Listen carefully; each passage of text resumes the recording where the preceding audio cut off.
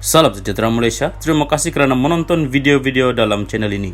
Sebelum kita mula, jangan lupa untuk tekan tombol subscribe, share, like dan komen. Let's go! Salam sejahtera dan selamat malam. Salam perpaduan kepada semua pendengar terkini kemelut politik di Sabah. 5 adun UMNO Sabah tuntut Bung Mokhtar letak jawatan. Berita penuh.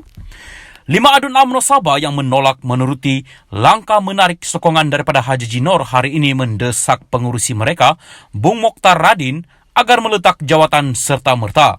Dalam kenyataan bersama yang dikeluarkan hari ini, mereka berkata Bung Mokhtar sudah mencemar nama baik UMNO dengan melakukan langkah untuk menjatuhkan kerajaan negeri Sabah. Kami dikejutkan oleh tindakan beberapa pihak tertentu, khususnya pengurusi UMNO Sabah yang berusaha menjatuhkan kerajaan negeri Sabah yang sah. Sesungguhnya, kami mengecam sekeras-kerasnya tindakan tersebut. Dengan ini kami mendesak agar beliau meletakkan jawatannya sebagai dan dengan serta-merta kerana tindakan tersebut mencemarkan nama baik parti, kata mereka.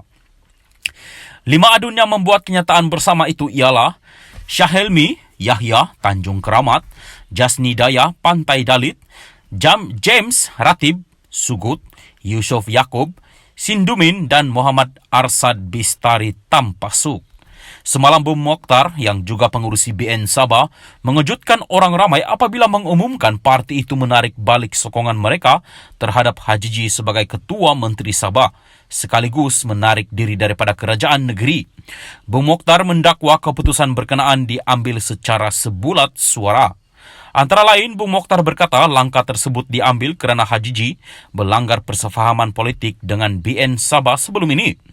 Ini jelas di mana Haji Ji telah melanggar persefahaman tersebut di mana hari ini dia mengeluarkan surat penamatan jawatan Saleh Keruak selaku pengerusi Khazanah Nasional. Haji Ji juga menggugut kita dengan reshuffle rombakan kabinet tanpa berbincang dan tanpa berunding, katanya.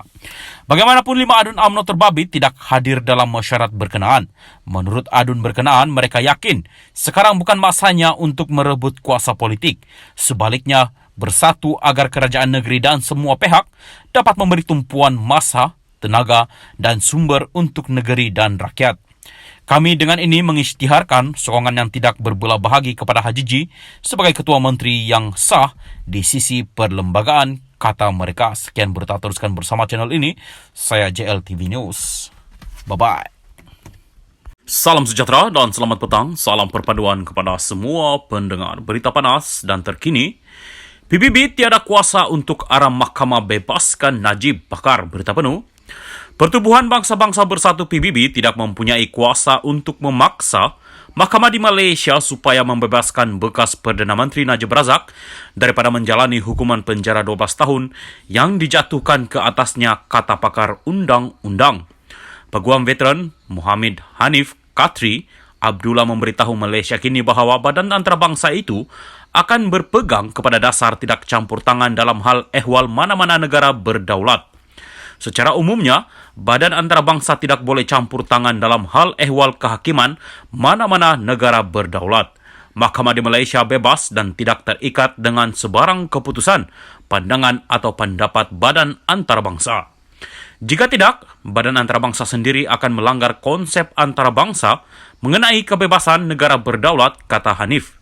Semalam, semasa taklimat media, Peguam Najib, Muhammad Syafiee Abdullah mendedahkan bahawa mereka telah memfailkan petisyen kepada Kumpulan Kerja Majlis Hak Asasi Manusia, PBB, mengenai penahanan arbitari UNWGAD berhubung dakwaan penahanan arbitari sewenang-wenangnya. Pada 23 Ogos lalu, Mahkamah Persekutuan di Putrajaya menolak rayuan Najib terhadap sabitan ke atas 7 pertuduhan jenayah serta hukuman penjara 12 tahun dan denda RM210 juta dalam kes SRC. Bagaimanapun, semakannya terhadap keputusan itu ditetapkan untuk dibicarakan di hadapan panel hakim tertinggi yang lain pada 19 Januari. Bercakap kepada Malaysia kini, Peguam Veteran Joy W. Apuk Tan juga bersependapat dengan mengatakan bahawa cara UNGWAD berfungsi adalah dengan memberi pendapat tidak mengikat dan menggalakkan negara-negara anggota PBB untuk mengikutinya. Nampaknya aduan Najib adalah mengenai layanan terhadap peguam pembelanya oleh Mahkamah Persekutuan. Dan dia sudah pun memohon untuk semakan semula perkara itu di Mahkamah Persekutuan di Putrajaya. Dia sudah pun melaksanakan hak undang-undangnya yang ada di Malaysia. Ia seolah-olah di luar konteks jika dia cuba mendapatkan campur tangan UNWGAD sekarang yang diberi kuasa untuk menyiasat kes yang melibatkan penafian kebebasan, sedangkan semakan belum selesai, kata Joy. Semasa sidang media semalam berhubung petisyen PBB, Syafiee mendakwa pasukan peguam Najib tidak diberi masa yang mencukupi untuk membuat persediaan bagi rayuan SRC apabila Mahkamah Persekutuan menolak permohonan untuk menangguhkan pendengaran rayuan. Najib sedang menjalani hukuman di penjara Kajang.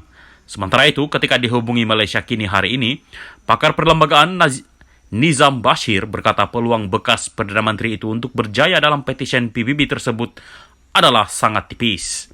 Bagi saya, badan PBB itu tidak akan cenderung untuk menyiasat petisyen berkenaan kerana keputusan muktamad telah dicapai oleh Mahkamah Tempatan yang selaras dengan undang-undang negara ini.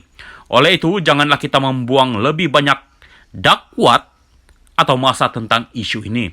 Kata Nizam sambil menambah Najib masih mempunyai peluang melalui semakan yang akan datang di Mahkamah Persekutuan di Putrajaya. Sekian berita, teruskan bersama channel ini.